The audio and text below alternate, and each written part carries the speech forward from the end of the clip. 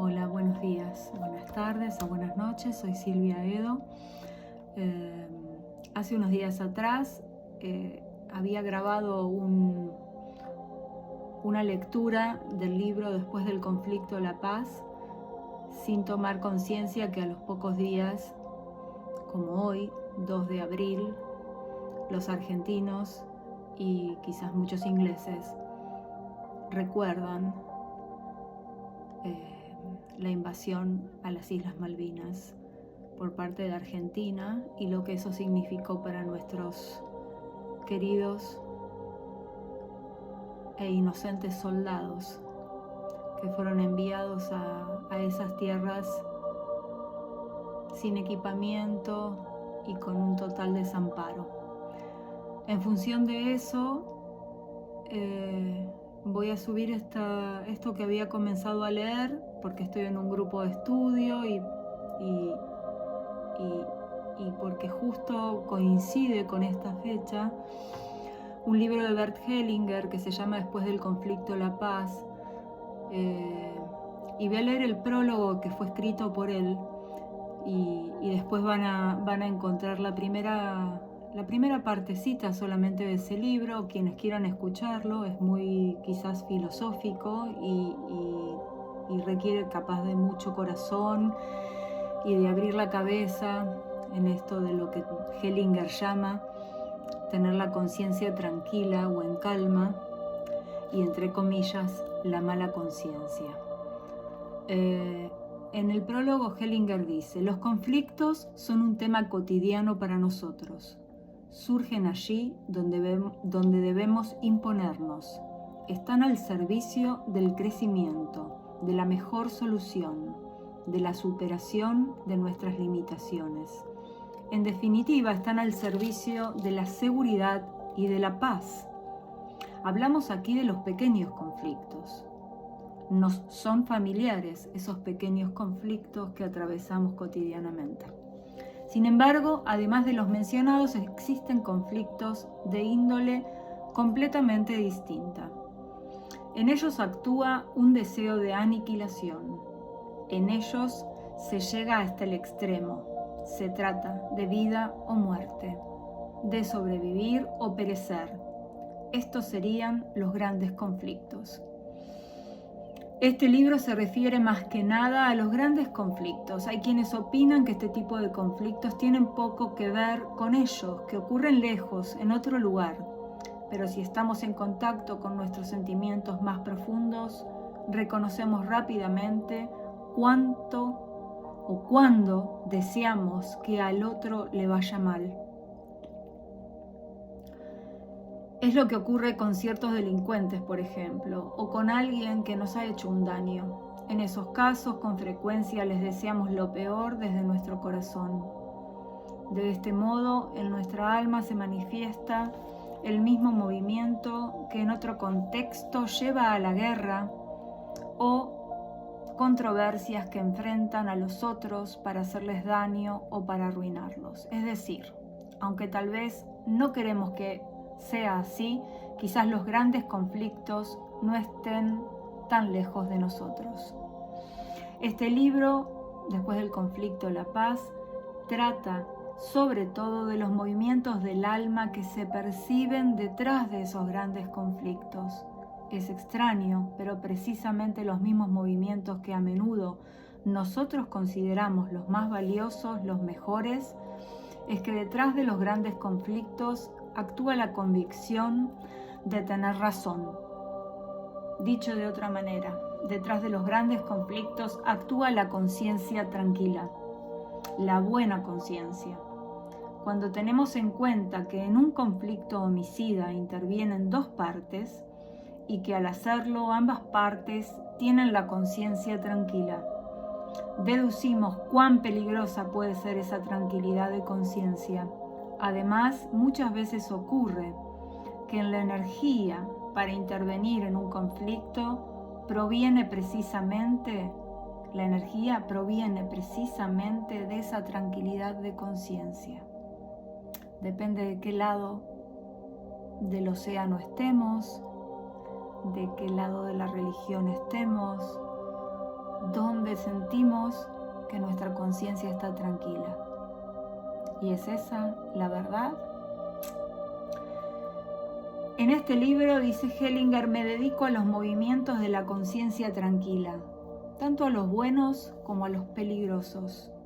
Por ello me baso en la comprensión y en las experiencias de las constelaciones familiares. A través de ellas sale a la luz la manera en que, paso a paso, nos podemos liberar de las múltiples implicaciones a las que frecuentemente nos lleva nuestra conciencia tranquila. Por lo tanto, este libro está pensado en primer lugar como ayuda vital para aquellas personas que se consideran expuestas a este tipo de conflictos que a mí personalmente tampoco me son ajenos. Hellinger es de origen alemán, para quienes no lo sepan. A través de muchos ejemplos, el libro muestra cómo podemos mantener la paz en el propio corazón o cómo podemos volver a encontrarla. Esta paz en el corazón nos permite ser verdaderamente humanos, estar abiertos frente a los demás y unidos a ellos con respeto y amor. En definitiva, gracias a esta paz logramos encontrar nuestra felicidad verdadera, nuestra más profunda y preciada felicidad. Bert Hellinger. Bueno, en el próximo empalme que van a encontrar, no estoy ni maquillada, estoy despeinada porque lo hice un poco pensando en leerlo para mí y bueno, ahora decido publicarlo, así que voy a tratar de hacerlo lo mejor posible. Gracias a todos por estar. Con amor y gratitud, Silvia. Hola a todos, ¿cómo están? Bueno, voy a compartir una lectura sobre el gran conflicto del libro de Bert Hellinger, Después del conflicto, la paz. El deseo de aniquilar. Todo conflicto grande busca apartar algo del camino y llegar a aniquilarlo. Detrás de estos conflictos actúa el deseo de aniquilar. ¿Cuáles son las fuerzas o los temores que alimentan ese deseo? Se alimenta por sobre todo del deseo de sobrevivir. Cuando nuestra vida se ve amenazada, reaccionamos huyendo, es decir, huimos para evitar que otro nos aniquile. O atacamos, es decir, que intentamos aniquilar al otro, o al menos obligarlo a huir. Quitar de nuestro camino a otra persona o a un obstáculo que se interpone es el punto máximo del deseo de aniquilar.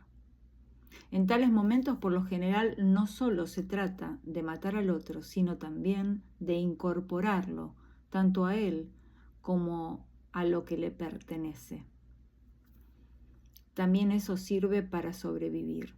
Es verdad que el canibalismo nos espanta, pero solo en apariencia, porque aún hoy existen personas que en ciertas situaciones se aseguran la supervivencia a costa de otros.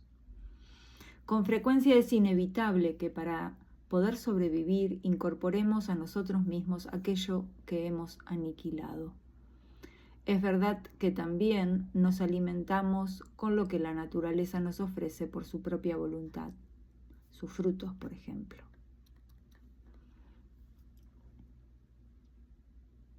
Pero en otras ocasiones, primero debemos matar para luego poder incorporar aquello que nosotros, aquello a nosotros. Va de nuevo. En otras ocasiones, primero debemos matar para luego poder incorporar aquello a nosotros. Eso ocurre sobre todo con los animales. ¿Son tan inhumanos estos conflictos? Me estoy refiriendo en especial a los conflictos mortales. En una situación de máxima necesidad no podemos escapar de ellos. Por un lado, los conflictos aseguran la supervivencia, mientras que por el otro la amenazan. Es por esto que, desde el comienzo, el hombre también ha intentado solucionar sus conflictos en forma pacífica. Por ejemplo, ha establecido acuerdos y definido fronteras, ha formado grupos más pequeños que se rigen por leyes y comparten la conducción. De este modo, un orden legal mantiene a los conflictos mortales dentro de ciertos límites. En especial, mediante el monopolio del poder de un gobernante, quien limitará las acciones de individuos o subgrupos cuando esos o estos grupos busquen solucionar sus conflictos de forma violenta. Este orden es externo, se basa por un lado en un acuerdo y especialmente se basa en el temor al castigo máximo, la exclusión del grupo y la pena de muerte. Es decir, este orden se impone por la fuerza y por lo tanto constituye al mismo tiempo un conflicto y una lucha. Sin embargo, este conflicto responde a un orden que está al servicio de la supervivencia del grupo y de cada uno de sus miembros. Por consiguiente, el orden legal pone límites al deseo individual de aniquilar. Y cuando éste se desborda, la persona y el grupo quedan protegidos por el orden legal. Si estos límites no son respetados, como ocurre en la guerra, o cuando colapsa el orden legal, en caso de una revolución, por ejemplo, entonces el deseo primario de aniquilar estalla y sus consecuencias son desastrosas. El desplazamiento del deseo de aniquilar.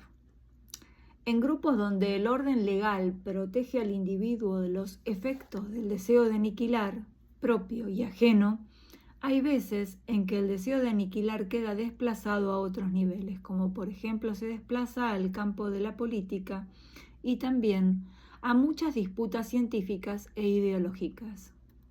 En todos los casos en los que se abandona el plano de la objetividad, queda a la vista con frecuencia el hecho de que en esos campos también opera un deseo de aniquilar.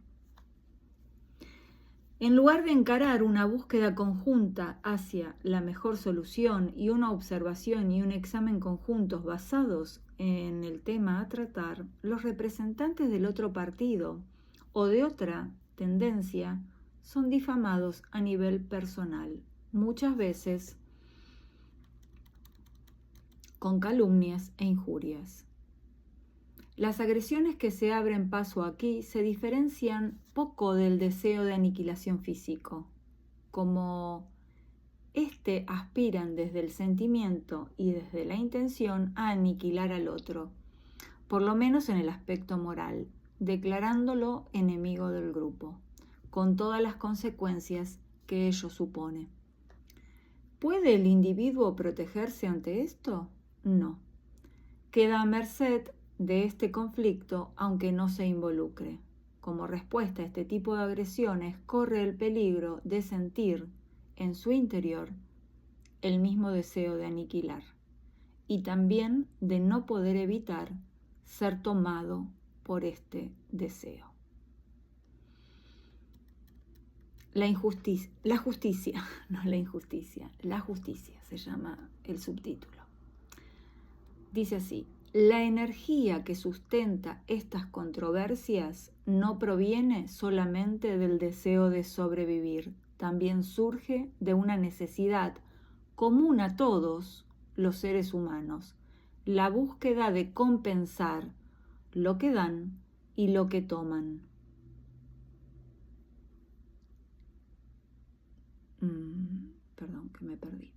Lo que dan y lo que toman, la tendencia a equilibrar ganancias y pérdidas, algo que también conocemos como la necesidad de obtener justicia, y solo nos tranquilizamos una vez lograda esa compensación. Por ello, la justicia para nosotros es un bien muy preciado. ¿Pero lo es en todos los casos? ¿O lo es solamente en un marco limitado donde se trata de compensar por vía pacífica? Porque la necesidad de obtener justicia tiene consecuencias completamente distintas cuando se trata de compensar daño y pérdida. Lo explicaré mediante un ejemplo, dice Bert Hellinger. Cuando una persona nos perjudica, buscamos venganza. También nosotros queremos hacerle daño, como una manera de compensar. En nuestro interior surgen el deseo de sobrevivir y el de aniquilar. Vamos a lo más primitivo del ser humano. En parte, esto es debido a la necesidad de compensar, en este caso buscando justicia. Queremos evitar que el otro nos vuelva a hacer daño. Queremos evitar que nos lastime.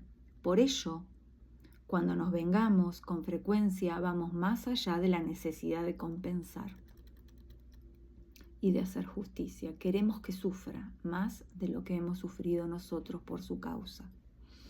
Entonces también el otro busca justicia y venganza, y el conflicto entre nosotros nunca acaba. Comienza esa escala ascendente de retaliation, como se dice en inglés, ¿no? No me va a salir ahora en castellano, perdón. De ataque y contraataque, ¿no? En este caso, hacer justicia es un pretexto para vengarse. El deseo de aniquilar vuelve a abrirse paso, esta vez en nombre de la justicia.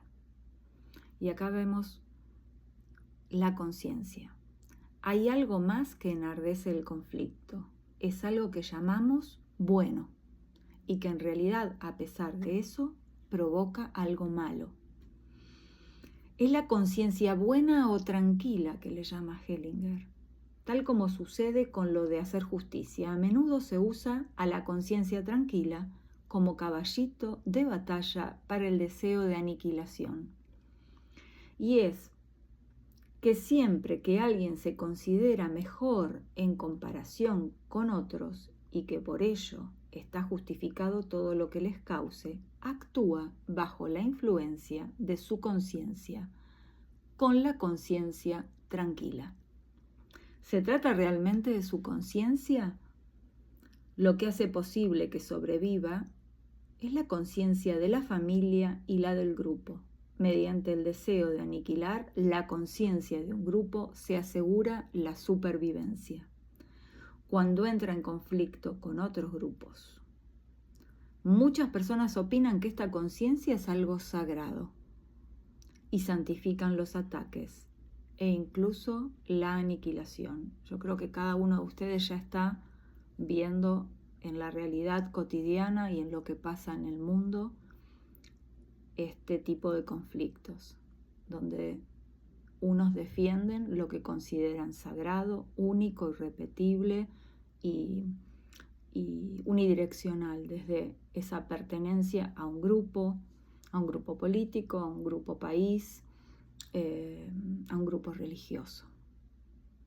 Y en lo más nuclear, a la propia familia, donde actuamos con buena conciencia tranquila, lo que viene de mis familiares, de mi familia, de mi formación, de mi grupo político, de mi grupo país, de mi grupo religioso y así. Entonces, en las guerras santas, me salté algo, perdón. ¿Se trata realmente de su conciencia? Lo que hace posible que sobreviva es la conciencia de la familia y la del grupo. Mediante el deseo de aniquilar la conciencia de un grupo se asegura la supervivencia cuando entra en conflicto con otros grupos. Muchas personas opinan que esta conciencia es algo sagrado y así santifican los ataques e incluso la aniquilación en contra de personas de creencias o actitudes diferentes a las de ellos. Entonces, en las guerras santas, tanto en el campo de batalla como dentro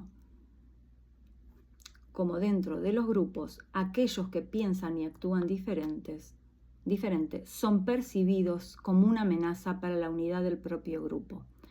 Así como sucede en la guerra, en este caso, todos los medios para lograr ese fin son justificados y santificados por la conciencia tranquila o buena. Por esa razón, toda apelación a la conciencia de ese tipo de agresores o a su imparcialidad no tiene eco y cae al vacío. No se trata aquí de que ellos sean malos, sino de que tienen una conciencia tranquila y consideran estar luchando por una buena causa. A la inversa, aquel que considera que puede apelar a su conciencia actúa así desde otra conciencia, desde su conciencia tranquila. Por lo tanto, corre peligro de recurrir, siempre siguiendo lo que le dicta su propia conciencia tranquila o buena, a los mismos recursos que los agresores. Por ello resulta inútil tratar de encontrar soluciones para los grandes conflictos a nivel de la justicia y de la conciencia buena o tranquila. Esto merece una pausa y una reflexión profunda, porque es uno de los temas más complejos de digerir o de comprender, esto de que porque pertenecemos a un grupo está todo perfecto y el otro, el que está en la vereda de enfrente, hace todo mal. Y sin embargo, cada uno está como en ese estado de tranquilidad porque es lo aprendido, es el lugar de pertenencia y es lo que le dice a su conciencia que está todo bien, que está bien, que es buena y que es tranquila. Entonces aquí aparece esto que propone Hellinger, lo nuevo como amenaza. La conciencia experimenta como una amenaza todo aquello que sacude.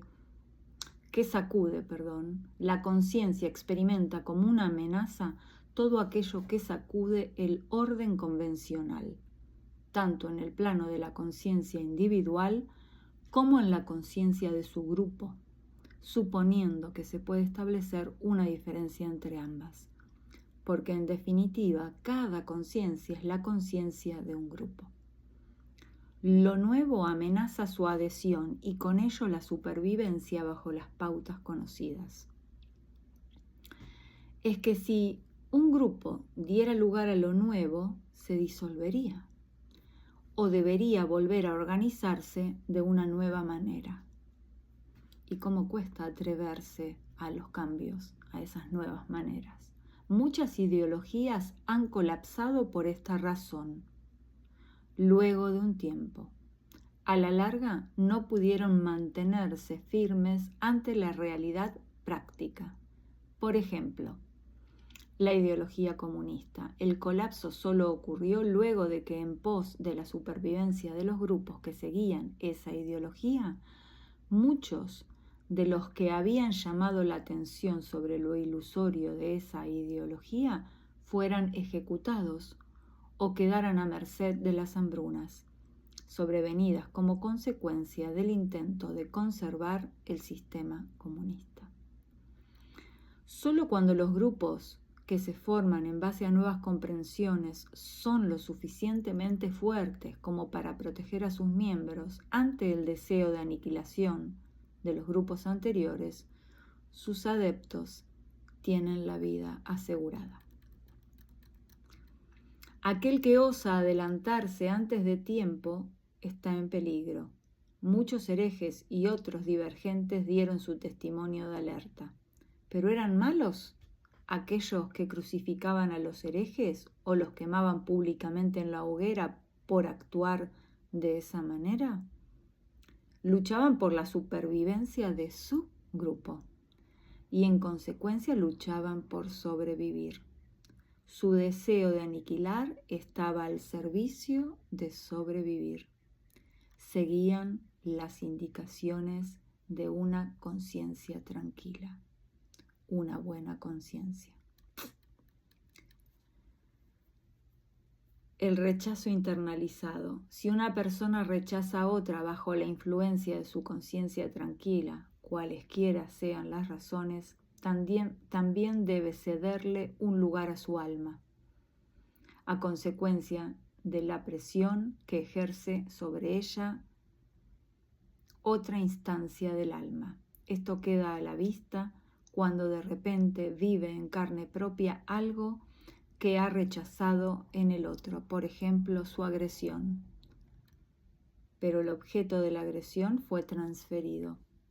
La agresión no se dirige a la misma persona que la del perpetrador a quien rechazó, sino a otras personas que ha vinculado con el perpetrador, quizás sin que eso sea verdaderamente así. Por ello, para esa persona permanece oculto el hecho de que en su caso se trata tan solo de un desplazamiento, pero que el impulso sigue siendo el mismo. Sin embargo, mediante un modo extraño y compensador, una instancia interna oculta hace que la conciencia tranquila y al mismo tiempo ciega caiga en su propia trampa y fracase. En este contexto hay una transferencia más. Lo que nosotros personalmente rechazamos y negamos es combatido no en nuestro interior, sino en otra persona, tal como Freud lo describe en sus tratados sobre las proyecciones. Una transferencia adicional se muestra mediante el hecho de que los hijos encarnan en sus actitudes aquello que uno de sus padres rechaza. Eso se ve, por ejemplo, en muchos casos de radicalismo de derecha y a menudo a través de ese extremismo honran al padre rechazado o despreciado por parte de la madre. Pero también lo vemos en muchos de los que combaten a los radicales de derecha. Lo hacen con la misma agresividad y aplicando los mismos medios, pero todos con la conciencia tranquila o buena. Voy a ir leyendo fragmentos de Después del conflicto, la paz.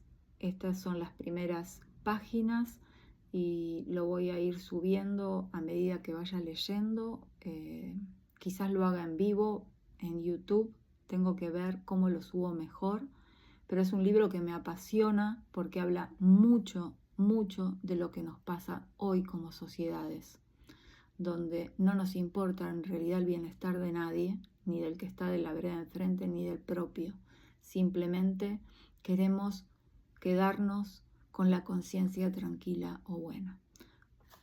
Gracias Bert Hellinger por esto, por esta recopilación, porque este libro trae muchas constelaciones realizadas por Bert Hellinger, donde se manifiesta en dichas constelaciones, por ejemplo, sobrevivientes del Holocausto, cómo vieron a sus perpetradores después de la constelación, o sea, nazis, judíos con palestinos, polacos y rusos. Es muy interesante.